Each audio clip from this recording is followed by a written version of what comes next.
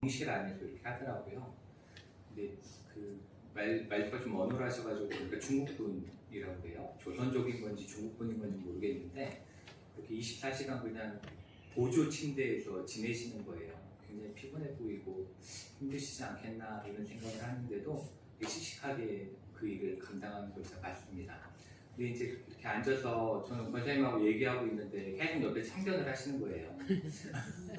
그분들이 이렇게 한국말을 굉장히 잘하셔가지고 참견을 하시는데 제가 아유 권사님, 이 권사님 잘 못 걸으셔가지고 지금 계속 입원해 계신 거거든요.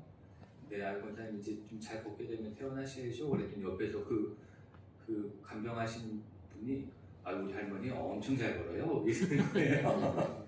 아니 못 걸어서 입원해 계신데도 그렇게 얘기를 하시더라고요. 그러더니 또 옆에 이렇게 권사님하고 얘기하고 있으니까 갑자기 또 아, 우리 할머니는 엄청 젊어 보이세요. 그러면서 80밖에 안 돼 보이신다고, 80도 안 돼 보이신다고.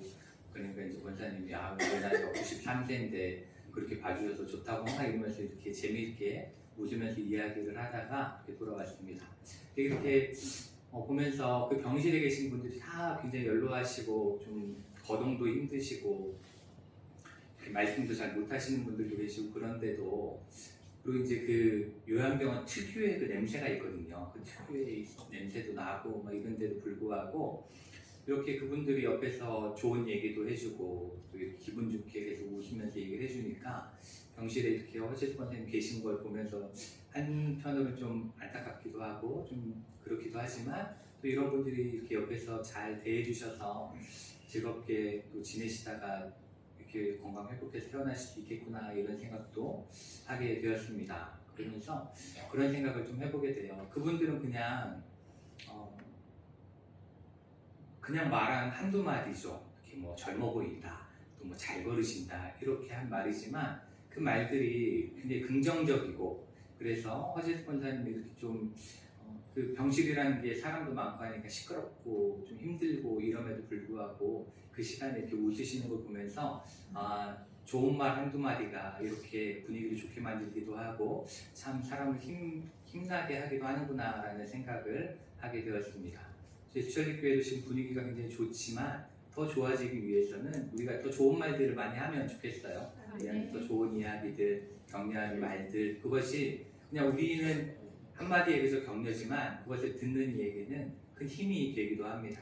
그러니 우리도 더 좋은 교회를 만들어가기 위해서 좋은 말만 많이 하시면 감사하겠다 이런 말씀을 좀 드리게 됩니다. 오늘 이제 말씀을 함께 나누실 텐데요. 우리가 그 삶을 살아가다 보면 아무리 좋은 믿음 가운데 살아간다 할지라도 항상 좋은 일만 가득할 수는 없습니다. 우리의 삶이 좋은 일들로만 가득할 수 없고 좋은 날이 있으면 항상 힘든 날도 있고 즐거운 날이 있으면 슬픈 날도 있습니다. 건강한 날이 있으면 병으로 고통받는 날들도 분명히 있습니다. 누구도 일평생 단 한 번의 어려움도 겪어보지 못했다, 난 즐거운 일들밖에 없었다라고 말할 수 있는 사람은 단 한 명도 없습니다. 그래서 인생을 우리는 희노애락이다 이렇게 표현을 하기도 합니다. 이렇게 우리가 삶을 살아가다 보면 다양한 일들을 경험하게 되는데 그 중에는 심각한 결핍 혹은 심각한 고난에 빠지게 되는 경우도 있습니다. 믿는 사람이라고 별반 다르지 않죠. 누군가는 상실을 경험하게 되기도 하고 누군가는 질병으로 고통을 받게 되기도 합니다. 또 누군가는 경제적인 어려움이 닥칠 때도 있고 사람에게서 깊은 상처를 받는 경우도 있습니다. 이 성경 속에도 하나님께서 친히 인정하시는 대단한 믿음을 가졌음에도 불구하고 매우 큰 고난을 경험한 사람에 대한 이야기가 등장하죠. 바로 욥입니다. 욥이 그러한 일들을 겪게 되는데 욥기 1장 1절을 보면 성경은 욥에 대해서 이런 식으로 설명하고 있어요. 그 사람은 온전하고 정직하고 하나님을 경외하고 악에서 떠난 자다 이렇게 설명을 하고 있습니다. 온전하다고, 정직하다고, 악에서 떠났다고 이렇게 하나님께 인정받은 사람을 우리가 어떻게 찾아볼 수가 있겠습니까? 거기에다가 하나님을 경외한다, 두려워할 줄 아는 사람이다 이러한 사람이니 하나님께서 하실 수 있는 가장 큰 칭찬들을 하셨다라고 우리는 볼 수가 있습니다. 이렇게 하나님의 눈으로 볼 때도 또 사람의 눈으로 볼 때도 가장 이상적인 신앙인이었던 욥에게 고난이 찾아옵니다. 믿음 가운데 살아온 고난이 없어야 되는데 고난이 찾아오게 되죠. 심지어 보통 사람들이 평생에 한번 겪기도 어려운 일들이 그 욥에게는 파도와 같이 밀려드는 모습을 성경은 표현하고 있습니다. 하루는 이방인들에 의해서 종들이 죽게 됩니다.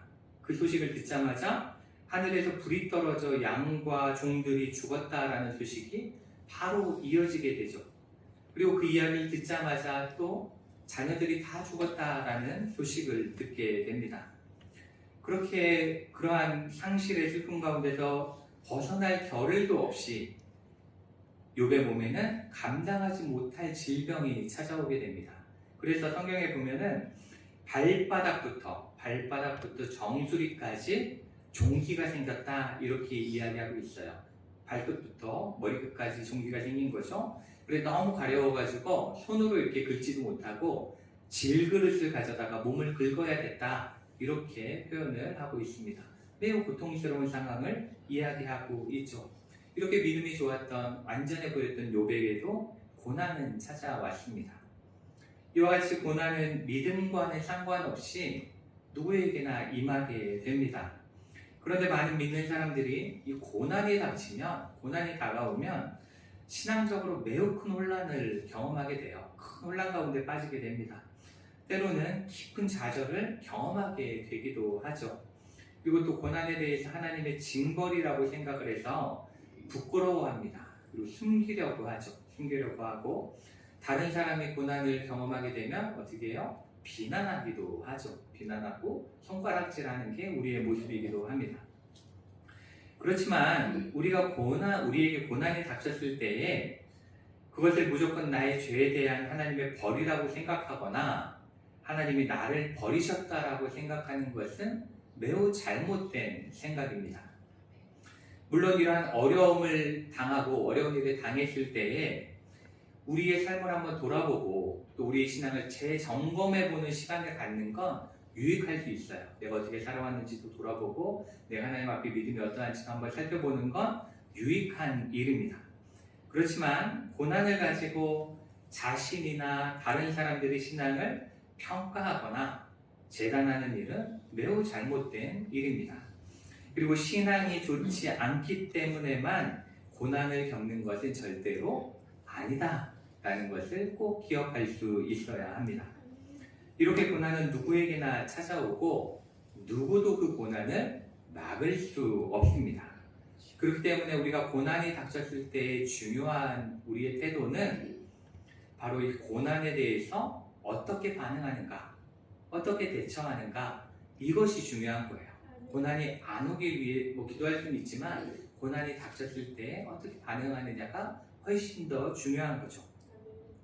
오늘 우리가 함께 읽은 이 출애굽기 말씀은 고난과 결핍 앞에 서 있는 이스라엘 백성들의 모습을 지금 보여주고 있습니다.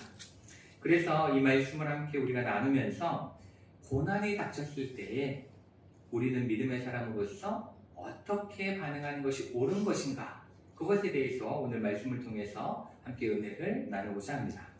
우리가 한번 말씀을 읽어볼 텐데요. 오늘 1절 말씀부터 함께 읽겠습니다.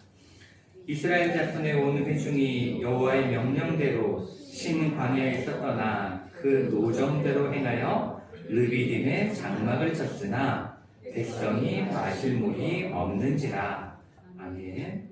이 말씀을 보시면 이스라엘 백성들에게는 이 어려운 일을 당해야 할 어떠한 잘못도 표현하고 있지 않아요. 그렇죠? 여기에 아무 말도 없잖아요. 그들은 심지어 그들이 한 거라고는, 잘 보세요. 이스라엘 자손의 온 회중이 무엇대로? 여호와의 명령대로. 그렇죠? 여호와의 명령대로 움직인 것밖에 없어요.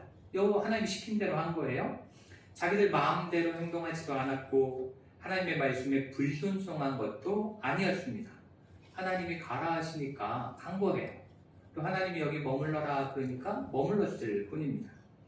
이렇게 하나님의 인도하심을 따라 르비딤이라는 지역까지 왔는데 문제는 가서 보니까 그 땅이 생각처럼 좋지 않아요. 물이 없어요. 물이 없는 거죠.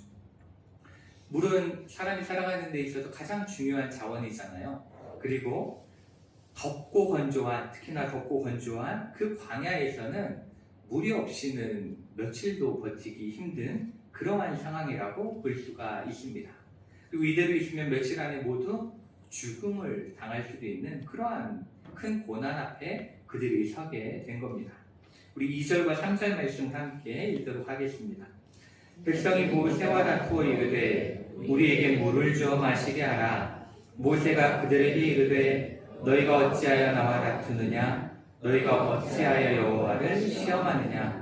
거기서 백성이 목이 말라 물을 찾으매 그들이 모세에게 대하여 원망하여 이르되 당신이 어찌하여 우리를 애굽에서 인도해 내어서 우리와 우리 자녀와 우리 가축이 목말라 죽게 하느냐? 아멘. 이렇게 고난이 닥쳤을 때에 이스라엘 백성들의 반응이 이 말씀에 표현되어져 있는 거예요. 2절과 3절에 이렇게 표현되어져 있는데 첫 번째 반응은 모세와 다투었다입니다. 그리고 두 번째 반응은 모세에 대하여 원망했다. 이렇게 표현을 하고 있습니다. 여기서 이 다투었다라는 이 단어는 어떠한 의미냐면 소송을 걸었다는 의미예요. 소송 거는 거예요. 소송을 걸었다. 재판장에서 그 옳고 그름을 다투어보겠다. 이런 식으로 소송했다는 걸 의미합니다. 그러니까 이 단어를 통해서 다투었다라는 단어를 통해서 이 백성들이 모세를 향해 어떠한 태도를 취하고 있는가를 짐작해 보면 그들은 모세를 향해서 매우 격렬하게 논쟁하고 있는 거예요. 매우 강하게 논쟁하고 있고 그리고 모세를 피고인석으로 보내는 거죠. 그렇죠? 피고인석으로 보내서 죄인 취급하고 있다는 걸 우리가 알 수 있는 겁니다. 그리고 이제 원망하였다 이렇게 표현하고 있죠. 원망하였다라고 표현하고 있는데 이 단어는 원망을 이야기하는데 시제상으로 계속적인 이야기를 표현하고 있는 겁니다. 계속적인 표현. 한 번 그냥 원망했다, 끝났다 이게 아니에요. 계속 생각날 때마다 아우 분해 이러면서 계속 원망을 하는 거예요. 계속적으로 끊임없이 불평과 불만을 이야기하고 있는 겁니다. 이렇게 고난을 마주한 이스라엘 백성들의 태도, 고난 앞에서는 이스라엘 백성들의 태도는 끊임없는 불평, 끊임없는 원망, 그리고 모든 책임을 누구에게 전가해요? 모세에게 전가하는, 모세에게 이야기하잖아요. 그러한 모습을 보이고 있는 겁니다. 또한 여기서 모세에게 모든 책임을 전가했다라고 볼 수 있는데 그렇지만 그들이 모세와 다투고 모세에게 원망한다라는 것은 단지 모세를 향해서만 이야기하는 게 아니에요. 모세에게 이야기하고 있지만 모세만 향해서 이야기하는 건 아닙니다. 그보다는 그 모세를 지도자로 세우시고 애국으로부터 그뿐 아니라 그들의 원망을 한번 보시면 이렇게 원망하죠. 당신이 어찌하여 우리를 애국에서 인도해 내어 우리와 우리 자녀와 우리 가축이 목말라 죽게 하는가 이렇게 원망하고 있습니다. 그들은 애굽에서 구원해 주신 것에 대해서 감사하는 것이 아니라 애굽에 있을 때는 그래도 물은 먹고 살지 않았는가 이렇게 이야기하고 있는 거죠. 그러면서 왜 그 노예 생활 가운데 내버려 두지 그곳으로부터 왜 불러내셨느냐 이렇게 하나님께 불평하고 있는 겁니다. 그들은 여기서도 또 똑같이 생각하는 거예요. 우리가 애굽에 있을 때는 행복했는데 우리가 애굽에 있을 때는 살만했는데 이렇게 지금 이야기를 하고 있는 겁니다. 그렇지만 출애굽기 22장 23절부터 25절 말씀이 있는데 이 출애굽기 2장으로 우리가 이렇게 앞으로 가면 이 애굽에서 노예로 지낼 때 이스라엘 백성들의 삶이 어떠했는가에 대해서 우리가 알 수가 있습니다. 그리고 출애굽 사건이 하나님의 구원의 계획이 실행된 것이기도 하지만 이스라엘 백성들의 기도가 응답된 사건이기도 하다라는 걸 우리가 출애굽기 2장에서 알 수가 있어요. 이 출애굽기 2장 23절부터 25절 말씀을 제가 읽어드리도록 하겠습니다. 여러 해 후에 애굽 왕은 죽었고 이스라엘 자손은 고된 노동으로 말미암아 탄식하며 부르짖으니 그 고된 노동으로 말미암아 부르짖는 소리가 하나님께 상달된지라. 하나님이 그들의 고통 소리를 들으시고 하나님의 아브라함과 이삭과 야곱에게 세운 그의 언약을 기억하사 하나님이 이스라엘 자손을 돌보셨고 하나님이 그들을 기억하셨더라. 아멘. 이렇게 애굽에서 이스라엘 백성들의 삶은 탄식과 고통스러운 삶이었어요. 탄식하고 부르짖는 그런 삶이었죠. 그런데 그 탄식을 들으시고 그들의 약속을 기억하셔서 돌보신 하나님의 은혜로 그들이 지금 르비딤에 서 있는 거예요. 르비딤에 정착해 있는 거죠. 그럼에도 불구하고 자신들이 마치 하나님 없이는 행복했던 것처럼, 애굽에서는 잘 살았던 것처럼 원망하고 있는 겁니다. 그리고 이 말씀 속에서 또 한 가지 우리가 기억하며 해야 되는 이 배경이 뭐냐면, 그들이 르비딤에 도착하기 전에 있었던 곳에서, 르비딤에 도착하기 전에 그 전에 있었던 곳에서 어떠한 일이 있었는가를 우리가 좀 살펴볼 필요가 있어요. 근데 오늘 말씀 1절을 다시 한번 보시면 1절에 이스라엘 자손의 온 회중이 여호와의 명령대로 어디에서 떠났다라고 표현하냐면 신광야에서 떠났다, 이렇게 표현을 하고 있습니다. 바로 전에 신광야에서 무슨 일이 있었다라는 걸 이야기하는 거예요. 그런데 이 신광야에서 무슨 일이 있었는가, 그것이 바로 16장에 나와요. 우리가 17장 말씀을 보고 있는데 16장에 기록되어져 있는데, 그것은 바로 이스라엘 백성들이 먹을 것이 없어서 불평하고 원망할 때에 하나님께서 아침에는 무엇으로? 만나로, 저녁에는 메추라기로 먹이기를 시작하신 곳이 바로 신광야라는 거예요. 그들의 배고픔에 응답하신 곳이 르비딤 바로 전에 그 신광야였다라는 겁니다. 그들은 신광야에서 시작된 만나 메추라기를 내려주신 일을 통해서 분명히 경험했어요. 하나님이 언제나 자신들을 먹이시는 분이다, 또 하나님이 자신들을 보호하시는 분이다라는 것을 경험했습니다. 그리고 심지어 그들이 르비딤에 머물러 있는 지금, 불평하고 있는 지금도 아침에 뭐가 내려요? 만나가 내려요. 저녁에는 메추라기가 여전히 내리고 있는 상황이었습니다. 이것을 통해서 하나님은 그들을 계속 책임지고 계시다는 걸 알 수 있는 거죠. 그렇지만 그런데도 불구하고 또 다른 결핍이 생기자마자 그들의 입에서는 하나님을 향해 원망과 불평이 계속 쏟아져 나왔다라는 것을 오늘 말씀이 우리에게 알려주고 있는 겁니다.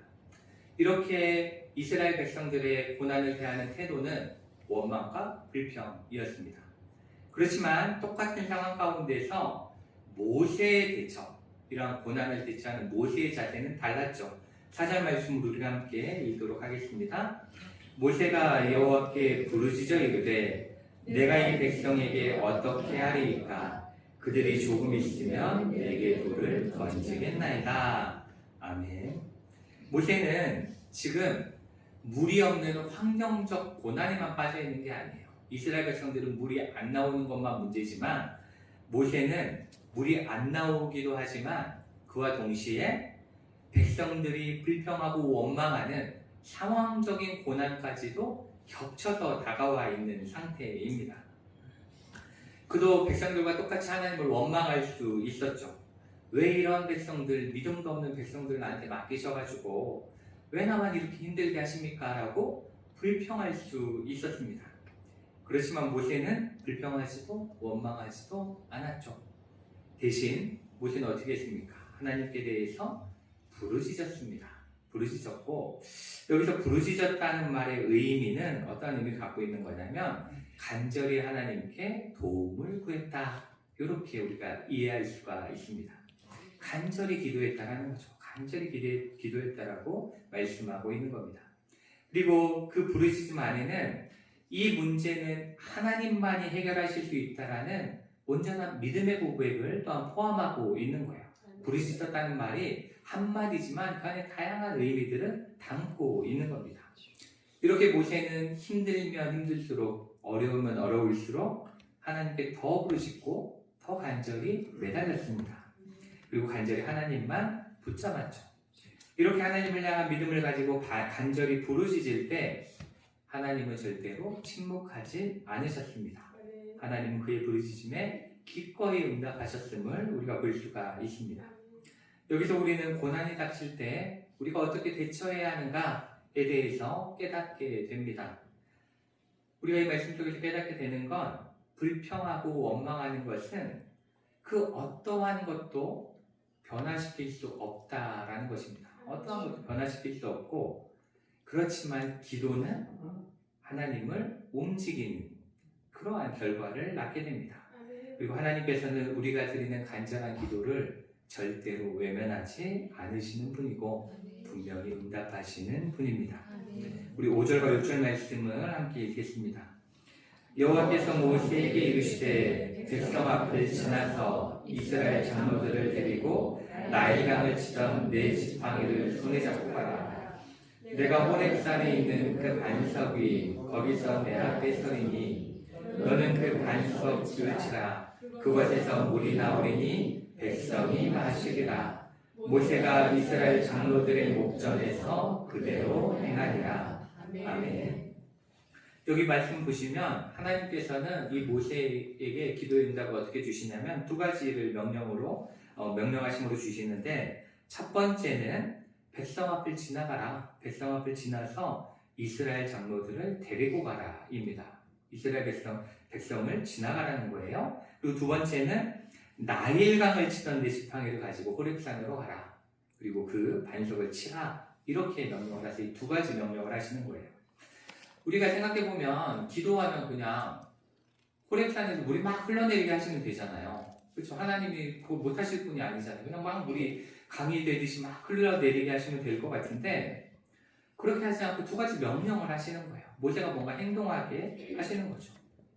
여기서 먼저 이스라엘 백성들 앞을 지나가라고 명령하고 계신데, 이것은 어떠한 의미냐면 사람을 의식하지 말라는 거예요. 사람을 의식하지 말고 오로지 하나님만 믿고 의지하며 나아가라, 이렇게 말씀을 하시는 겁니다. 지금 여러분이 모세의 입장에 대해서 보시면 이 이스라엘 백성들, 모세 앞에 있는 이스라엘 백성들은 물이 없는 것 때문에 불평과 불만이 극에 달해 있는 상황이었습니다. 그리고 여러분이 우리가 읽었던 4절 말씀을 보시면 모세가 뭐라고 하나님께 기도하냐면 그들이 조금 있으면 내게 돌을 던지겠나이다, 이렇게 표현해요. 그러니까 이스라엘 백성들의 손에 뭐가 쥐어져 있는 거예요? 돌이 쥐어져 있는 거예요. 돌이 쥐어져 있는 거죠. 그렇기 때문에 언제 모세를 향해서 돌을 던져도 이상하지 않을 상황입니다. 지금 그런 상황이에요. 그렇지만 하나님께서는 모세가 그들 가운데로 지나가게 하시는 거예요. 여러분, 옆에 이렇게 몽둥이를 들고 있는 사람들 사이로 걸어가라고, 나만 믿고 걸어가봐, 이러면 얼마나 무섭겠어요. 그렇죠? 그런데 돌을 들고 있는 사람들 사이를 지나가게 하신 겁니다. 그러니까 하나님께서는 모세가 그들 가운데 지나가게 하심으로 사람 신경 쓰지 마라. 사람들이 그렇게 하는 거 신경 쓰지 마라. 오로지 내가 지켜줄 거니 나만 믿고 한번 나만 의지해봐라 라는 믿음을 요구하시는 겁니다. 하나님께서 믿음을 요구하시는 것이고, 그리고 지팡이를 손에 잡고 가서 반석을 치게 하시죠. 반석을 치게 하시는데 그 지팡이를 뭐라고 표현하냐면 나일강을 치던 지팡이, 이렇게 표현하세요. 그렇죠? 나일강을 치던 지팡이, 이렇게 표현하는데 여기서 나일강을 치던 이라는 의미가 어떤 의미냐면 출애굽기 7장에서 하나님이 애굽을 상대로 이제 10가지 재앙을 내리기 시작하십니다. 그 중에 첫 번째가 나일강이 피가 되게 하는, 그렇죠? 지팡이를 딱 가르쳐줄 때 나일강이 피가 되게 하는 그 사건을 말씀하시는 거예요. 그러니까 이 말씀은 어떤 의미냐면 물을 피로 만드는 기적을 행하심으로 이스라엘 백성들을 향한 구원 사역을 시작하셨던 그 하나님이 이제는 반석에서 물이 나오게 하심으로써 그들을 계속 구원해 나가실 거다라는 걸 알게 하시는 거예요. 처음 구원을 시작하신 분이 끝까지 지키신다라는 걸 알려주고 있는 거죠. 그리고 이렇게 하나님은 출애굽이라는 구원 사역을 시작할 때부터 지금 이 순간까지 모세를 통해서 모든 일들을 이루고 계시다라는 것을 백성들에게 증명해 보여주신 겁니다. 증명하신 거죠. 그때 모세가 지팡이 내밀었을 때 피로 변했잖아. 지금도 모세가 지팡이로 치면 물이 나올 거야. 이렇게 모세를 통해 일하고 계심을 보여주고 있는 거죠. 또한 이 물이 나온 장소가 어디예요? 호렙산이다, 이렇게 표현하잖아요. 호렙산에 반석을 치잖아요. 이 호렙산은 하나님께서 모세를 불러서 출애굽을 약속하셨던 장소입니다. 그 약속하신 장소인데 이렇게 지팡이와 호렙산의 반석을 통해서 하나님은 말씀하시는 거예요. 나는 단 한 번도 약속을 잊지 않았고 한 번도 한눈을 팔아본 적도 없고 이스라엘 백성을 구원하겠다고 약속한 그 호렙산 때부터 지금까지 보호하시고 지키시는 분이다라는 걸 이스라엘 백성들에게 알려주고 계신 겁니다.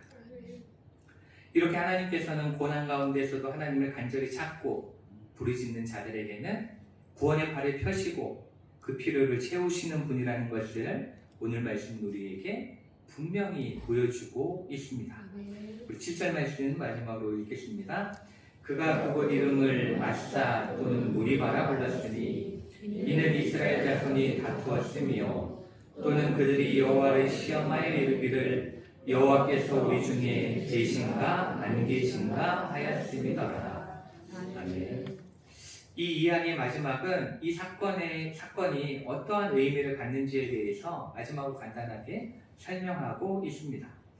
이 사건으로 그 장소는 이름이 이렇게 불려지게 된 거예요. 마사 또는 무리바 이렇게 불려지는데, 마사는 시험이라는 의미를 갖고 있는 단어고 무리바는 다툼, 싸움 이러한 의미를 가지고 있는 단어입니다. 여기서 이스라엘 백성은 하나님의 선택으로 비참한 노예 생활을 하던 애국으로부터 구원을 받았습니다. 그리고 적과 꿀이 흐르는 땅, 하나님 함께 하시는 땅으로 인도하심을 받아서 가고 있습니다. 낮에는 구름기둥으로, 밤에는 불기둥으로 돌보심을 받고 있었죠. 배가 고플 때에는 만나 메추라기로 먹이셨습니다. 그럼에도 불구하고 그들은 조금만 자신들의 마음에 들지 않으면 불평하고 원망하며 하나님이 우리 중에 계신가 안 계신가 그러면서 투덜대고 있었다라는 걸 알려주고 계신 거예요. 그렇기 때문에 하나님께서는 그 장소를 마사와 무리바라고 불리게 하심으로써 이제 그 후손들에게, 이스라엘 백성들의 후손들에게 알려주는 거죠. 그러한 불신앙적인 모습이 정말 잘못된 거다. 하나님은 한 번도 포기하지 않으셨는데, 한 번도 눈을 떼지 않으셨는데 그렇게 원망하는 모습은 옳지 않아. 너희 후손들은 꼭 깨달아야 돼. 너희 선조가 잘못한 걸 꼭 기억해야 돼. 이렇게 말씀하고 있는 겁니다. 오늘 이 출애굽기의 말씀을 통해서 우리는 고난이 닥칠 때 그리스도인으로서 어떻게 살아가야 하는지에 대해서 다시 한번 생각해 보았습니다. 우리는 이 말씀에 비추어 우리의 신앙을 돌아보는 이 시간이 되기를 원합니다.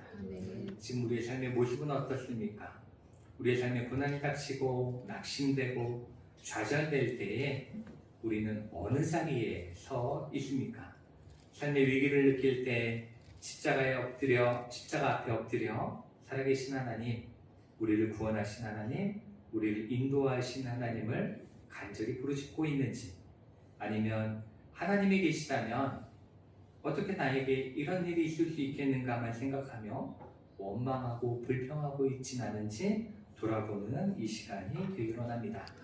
그리고 불평의 말과 원망의 말은 어떠한 결과도 바꿀 수 없음을 꼭 기억하시길 원합니다.